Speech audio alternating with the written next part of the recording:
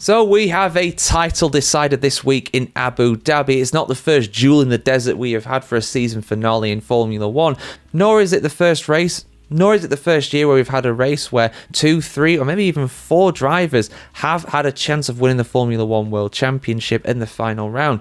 Lando Norris has the advantage in the points, but Max Verstappen has the momentum, and can Oscar Piastri spring a surprise and get his first title in the sport? Verstappen is going for 5 in a row, something that only the great Michael Schumacher has managed before, and both Norris and Piastri are going to try and be the first McLaren Drivers' Champion in Formula 1 since Sir Lewis Hamilton in 2008. But which have been the most thrilling Formula 1 finales of all time when it comes to the championship?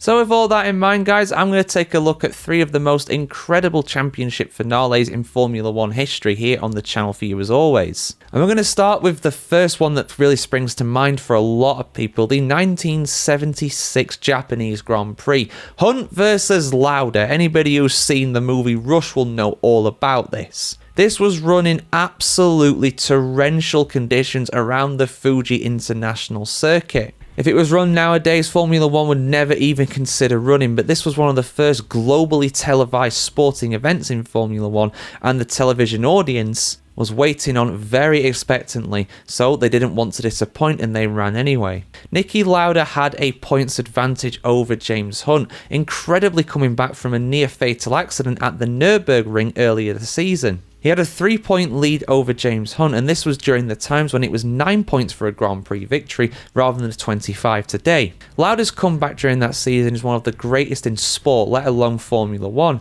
However, he felt that the conditions were too dangerous to run, and he withdrew from the Grand Prix after just a few laps run. James Hunt knew that he had to finish in 3rd place, get onto the podium, and get 4 points to be assured of the Formula 1 World Championship. And he was running very well. He was leading the Grand Prix in the early stages. However, a puncture on a drying track very much kiboshed that. Mario Andretti took a storming victory in the Lotus, and he was passed by quite a few cars, falling all the way down to 5th place.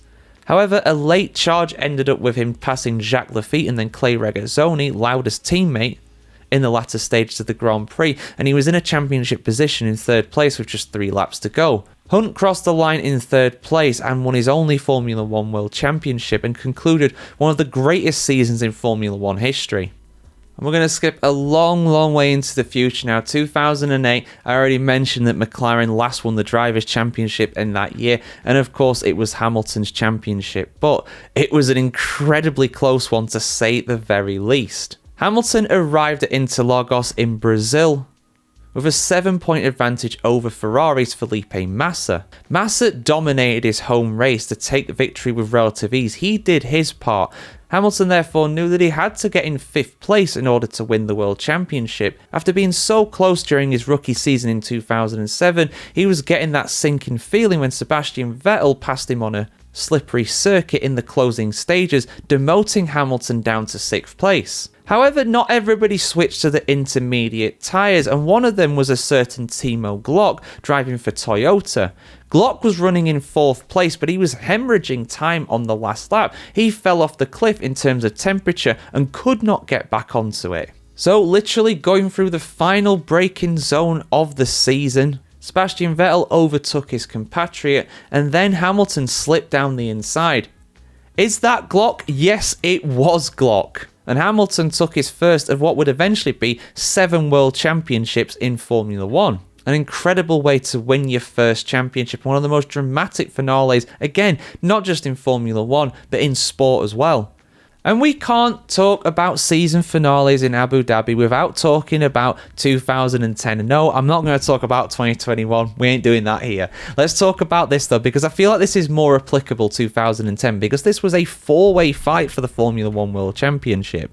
This was the first season where we had the modern scoring system, so we're back to 25 points here. There were 4 drivers in the championship contention, albeit Hamilton not really at that point. He was 24 points behind the leader, Fernando Alonso. After the previous round in Brazil, Hamilton was 24 points behind Fernando Alonso, so he had to win the Grand Prix and had to pray for an absolute disaster for Alonso, Webber and Vettel, also ahead of him in the championship. Alonso was 8 points ahead of Mark Webber and was 15 points ahead of Sebastian Vettel, who was in 3rd place. But the similarities between this and 2025 could be quite eerie in a sense, because Vettel was 24 points behind Alonso at the previous round before that, with just 2 rounds remaining. The same point tally, or the same difference anyway, as what Max Verstappen was to Lando Norris. So could we see history repeat itself? Because Vettel managed to win the championship in this round, and it was largely because of an incredible performance by himself, of course, taking the victory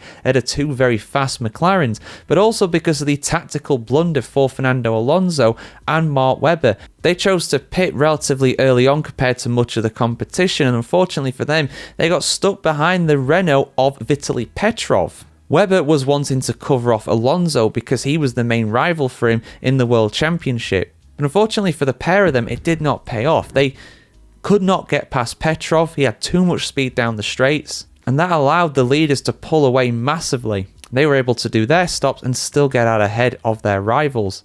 So effectively, Webber and Alonso focused too much on each other, and that allowed Vettel to win the World Championship, becoming what is still the youngest Formula 1 champion in history. But yeah, there you go, guys. 3 of the most thrilling title finales in Formula 1 history. There are so many to choose from. Like I said, guys, there are so many of them in F1 history. I'd love to be able to cover them more in depth for you guys. Maybe I'll do that in the off-season, actually. But these relatively brief reviews are a lot of fun to make as well. But yeah, let me know your thoughts in the comments below, guys. Who is going to win the World Championship this weekend? Is it going to be Norris? Is Verstappen going to be able to repeat history for Red Bull? Have your say down below. Like, share, comment, subscribe as always, guys. Have a fantastic day wherever you are in the world today, and we'll see you very soon.